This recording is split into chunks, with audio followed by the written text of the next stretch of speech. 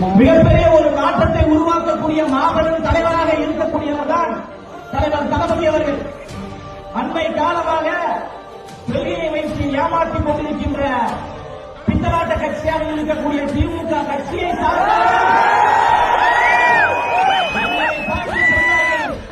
உங்களிடம் என்ன கொள்கை இருக்கிறது? இந்த இடத்திலேயே நாங்கள் கொள்கைவாதிகள் தான் சொல்றேன். சொன்னதுக்கு அப்புறம் நாடுகிட்டு சமூக நீதிக்காக பேசிய உழைத்த மாபெரும் தலைவர் அண்ணல் அம்பேத்கர் அவர்கள். அண்ணல் அம்பேத்கர் அவர்களை பல ஆண்டுகளாக சாதி தலைவராக இந்த திராவிட கும்பல் வைத்திருந்தது. ஆனால் எங்க தலைவர் தளபதி அவர்கள் அவர் சாதி தலைவர் கிடையாது, சாதித்த தலைவர் உலக தலைவர் என்று அண்ணல் அம்பேத்கர் அவர்கள் அந்த போட்டோவை பார்க்க அந்த போட்டோவை வைத்த சகோதரர் தலித் சமுதாயத்தை சார்ந்தவர் கிடையாது, வன்னிய சமுதாயத்தை சார்ந்தவர்.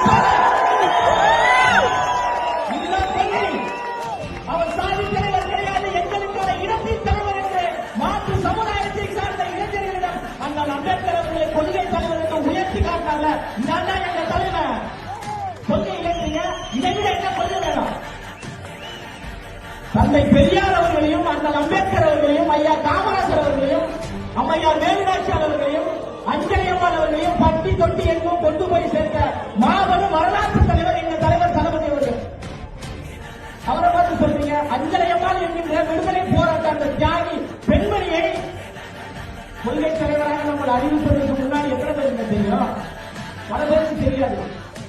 இன்று தமிழ்நாடு தாண்டி இந்தியா தாண்டி உலகம் முழுவதும் அஞ்சலியம்மாள் என்கின்ற மாபெரும் பெண் போராளியை தேடி தேடி படிக்கிறார்கள் என்றால் மிகப்பெரிய வரலாற்று புரட்சியை ஏற்படுத்தியவர் வருங்கால முதலமைச்சர் தலைவர் தளபதி அவர்கள்.